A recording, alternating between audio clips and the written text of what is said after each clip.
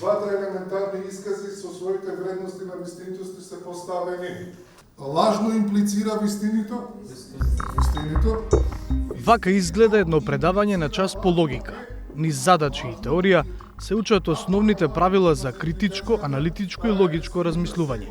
Логика е предмет кој е важен, а сепак не толку истакнат како математика, мајчин јазик, историја и други. Но на овој наставен предмет му се заканува бришење од корпусот предмети во средното гимназиско образование, заедно со етиката. Филозофијата пак од задолжителен се предлага да биде самоизборен. Развојот на ученикот подразбира севкупен интелектуален и физички развој. Отстранувањето на филозофскиот корпус на предмети практично го брише фундаментот. Ние можеме да развиваме техничко знаење, но тоа техничко знаење мора да подлежи на својот фундамент. Мора да подлежи на филозофијата, од која што се изведени сите останати области и врз основа на која што се гради. Што се случува?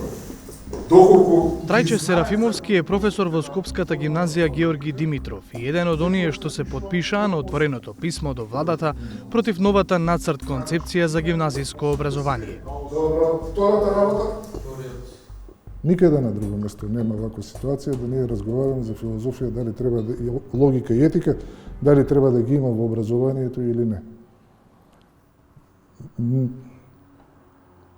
Поставувањето на суштинските прашања во било која наука произлегува од филозофијата. Развојот на науките е некаде засилен 15-тиот, 16-тиот, 17-тиот век наваму. Но тој развој е условен од најголемите филозофи кои што живееле во тој период. Во моментов предметот филозофија задолжително го изучуваат гимназијалците во 4-та година. Предметот етика е изборен во 2-та и задолжителен во 3-та во општествено-хуманистичко подрачје Б комбинација. Логика е задолжителен предмет во 4-та година во општествено-хуманистичко подрачје А комбинација. Со предложените измени, филозофија би станал изборен предмет во 3-та и 4-та, а етика и логика се укинуваат. Зошто? Проверивме на вебсајтот на Бирото за развој на образованието или скратено БРО.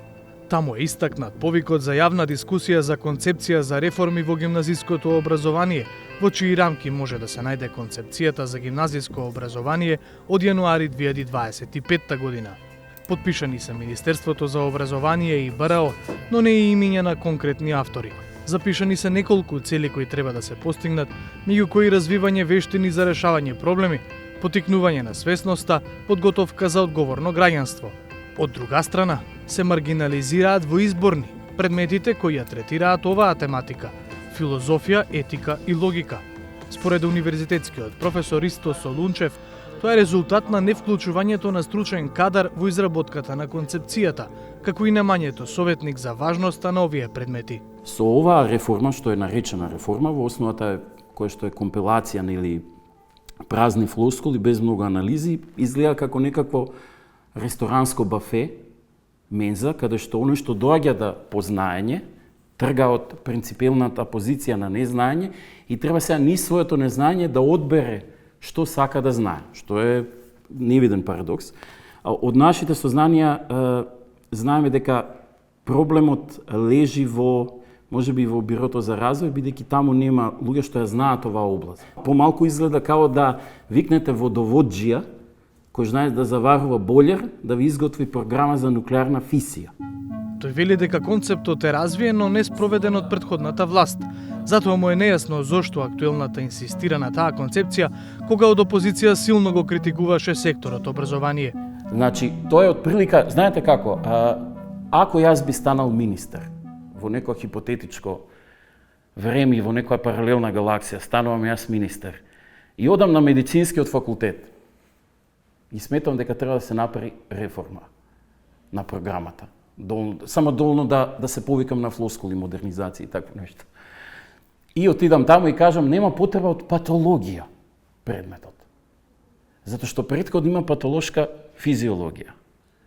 И сега, го тргате предметот патологија, а патолошка физиологија го ставате во изборен предмет и сметате дека патолошка физиологија како изборен предмет може да ги покрие клучните компоненти на предметот патологија. На тоа изгледа ова.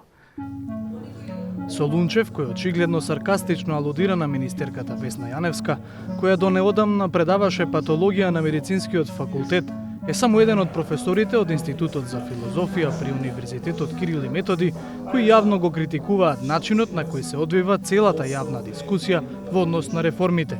Меѓу нив е и професорот Дејан Донев. Тој се осврнува на друг елемент од нацрт концепцијата, како што може да се прочита во неа. Маргинализирањето на одредени предмети се оправдува со мислење на учениците по спроведена анкета, дека предмети како филозофија, но и социологија, ликовно и музичко, па и хемија и физика, треба да се исклучат или да се учат во подрачјата на кои им припаѓаат. Реформата мора да се направи. Да, знаеме дека мора да се направи, но не на ваков насилен начин. Прво, кусо е времето. Второ, истражувањата во наводници кои што се ставени во таа предлог концепција не се истражувања. Значи, онлайн анкета не е доволен аргумент дека децата повеќе сакаат математика, а не философија или не знам сакаат некоја друга наука, а не оваа. Тоа не е доволен репер. Второ, немате подлабински истражувања во делот како тоа наоколу се прави. Донев ја посочува Хрватска, каде предметот етика се учи 4 години во гимназиско образование, и тоа според 2 учебника. Хрватите одат дотаму што секоја година учебникот го бираат професорот и учениците заедно. Донев заедно со професорите Јасмина Поповска, Марија Тодоровска, Иван Чепаровски и Ана Димишковска е автор на студија од 2018 година за надградба на филозофскиот корпус предмети за средно образование, во која се споредуваат Македонија, Црна Гора, Србија, Хрватска и Бугарија. Но вели дека таа воопшто не е земена предвид од Министерството за образование. Значи, ова што го имаме ние е без некоја си опстојна анализа, без кадарен тим на експерти. Дури и да побарате кој е изготвувачот, го нема. Фамозно го нема. Што наведува во секој случај на прва топка дека се работи или за сомнителни ликови, или за сомнително искуство на тие ликови, или се работи за некои анонимуси кои што од никаде некаде се повикани да прават предлог концепција. Ако толку многу се инсистира на реформа, зошто реформата не почне од нас, од себе си, лично? Значи, во Америка вие не можете да се јавите на службата и да кажете на комшијата дворот не му е искосен, ако твојот двор е за никаде. Направете реформа во МОН, направете реформа во БРО. За сите овие прашања за кои говорат нашите соговорници, за отворените писма и од гимназиските и од професорите од Институтот за филозофија, став побаравме и од Министерството за образование и наука. Промени во средното гимназиско образование не се направени повеќе од 20 години. Новото раководство на Министерството за образование и на другите надлежни институции во областа на образованието одлучија да започнат процес на креирање на тие промени со учество на сите засегнати страни и стручната јавност.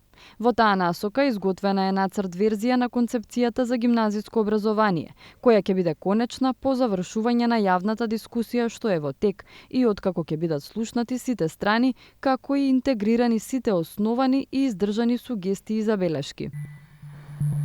Слична е пораката која деновиве ја споделува и лично Министерката за образование, дека никој нема да остане без работа, дека ги слуша критиките, но и дека ќе се води од интересот на учениците. Не е точно, ниту филозофија, ниту логика се исклучени, но како и да, ова е драв верзија поставена на јавна расправа. Сега прибираме сугестии, забелешки, предлози и откако ќе заврши јавната расправа, ќе донесеме дефинитивен заклучок, инако јас само пред 2 дена бев на филозофски факултет, имав средба со професорите од филозофскиот факултет, разговаравме многу конструктивно, очекувам и нивна поддршка, затоа што ги сослушавме и ќе постапуваме по заеднички препораки, но првенствено во корист на учениците. Дали е неизвестна иднината на најстариот факултет во земјата, филозофскиот факултет, кој почнал со работа уште во 1920 година. Како и да се одвива дебатата понатаму, интеграцијата на филозофијата, етиката и логиката во образовниот систем не е само академски луксус, туку неопходност за развој на добро заокружени критички мислители. Овие дисциплини ги учат учениците и студентите да се прашуваат, размислуваат и расудуваат на начини кои ги надминуваат традиционалните граници на предметот, подготвувајќи ги за сложените морални и интелектуални предизвици на современиот свет. На крајот на краиштата, образованието не е само за стекнување знаење, туку и за опремување на следната генерација со алатките што им се потребни за да размислуваат, действуваат и да живеат одговорно и значајно во се покомплексно општество. Па ги поставуваме вредностите на вистинитост на секој од исказите, така ли?